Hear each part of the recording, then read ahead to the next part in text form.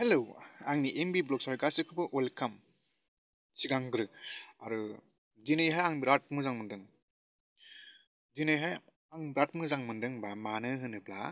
दिनैहाय जोंनि फरायसा आफादनि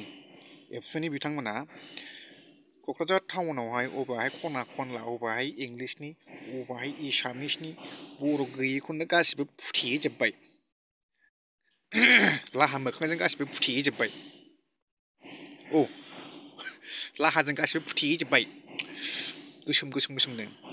आं बिराद मोजां मोनदों बिदिनो मावनांगौ जोंनि थाखाय आरो आंबो मावगौमोन दंमोनब्ला लोगोसे दंमोनब्ला आं मोजां मोनदों आं बिदिखौहाय सेलुट होनो गोसो जायो आं मोनसे भिडिअ क्लिप होनो थांगासिनो दङ बे क्लिपखौ क्लिप होननानै नायदो आरो खोनासं आरो गोसोआव ला आरो मोजां खोनासं आरो फिननाय हर दाख्लै डिफेन बिथां बुंनाय बादिबाथ' जाखानांगौखा बाहाय इंराजि एसामिस एन्ड बड' जोंनि बर' राव नाथाय बे मानो दासिमबो जायाखै बेनि थाखायनो बिथांमोना बेखौहाय गासिबो फुथेजोब्बाय बेबो गोसोम रंजों गासिबो फुथेजोब्बाय आलाकाटारिजों आराम जादों मोजां मोनदों गोसोआव जोंना एसे गोजोननाय मोनदों नाथाय बेखौ फुथेखांनायनि उनावहाय जे माबा मोनसे जागोन नामा बेखौसो आंहा सिन्था खालामहरबाय दाना माबा मोनसे जायोब्ला हे जेनेबा बाहाय बर' एसामिस इंलिस बेफोरनि जायगायावहाय गासिबो बर'ल' होजोबब्ला बिराद मोजां मोनगौमोन आङो र' जोंना मानगोनां मानाव गेदेर फेरेंगा सारा बिथाङा 17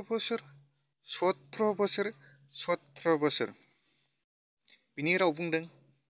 आरो जोंनिनो मानगोनां बिटिसिनि गोदान CM बिथां प्रमद सारा बेबो बुङो 17 बोसोर बे 17 बोसोर रावखौ नोंसोर मा बावनो हाला नामा 17 बोसोर रावखौ नोंसोर मा बावनो हाला 17 बोसोर रावखौ बावदो 17 बोसोराव बियो मा खामानि मावदों बेनिफ्राय नोंसोर बे बोसोरबायावनो साबसिन मावनानै देखायनोसै खालि 17 बोसोर बे उमुगा मावदोंमोन नाथाय जेबो गैया बेखौ जोङो दा मावनो थांगासिनो दं मावनो लागासिनो दं नाथाय जेबो गैया आरो जों पाब्लिकनो माबा मोनसे कम्पानि खुलिनानै होदो माबा मोनसे इन्डास्ट्रि खुलिनानै होदो माबा मोनसे फेक्टरि खुलिनानै होदोब्रा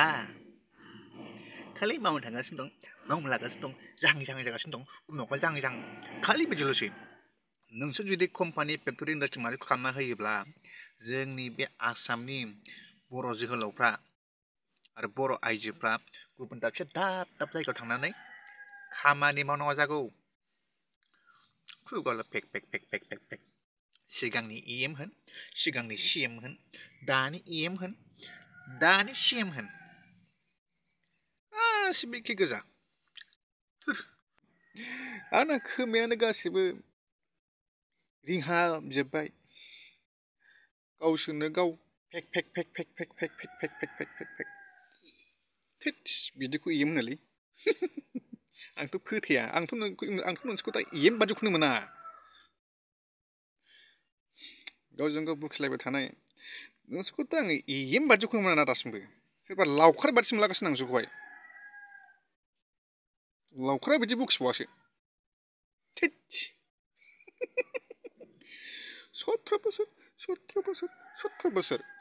17 बोसोरखौ मालाबो दाबाव दे दाबावखाथार दाबाव दे 17 बोसोर सोदोबखौ मालाबो दाबाव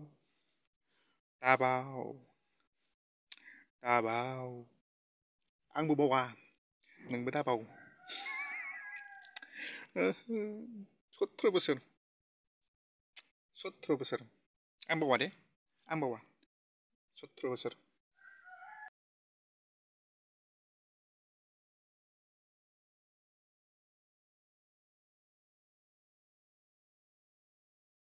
खोनाबाय दा खोनाबाय जानो हागौ नोंसोर खोनायाखै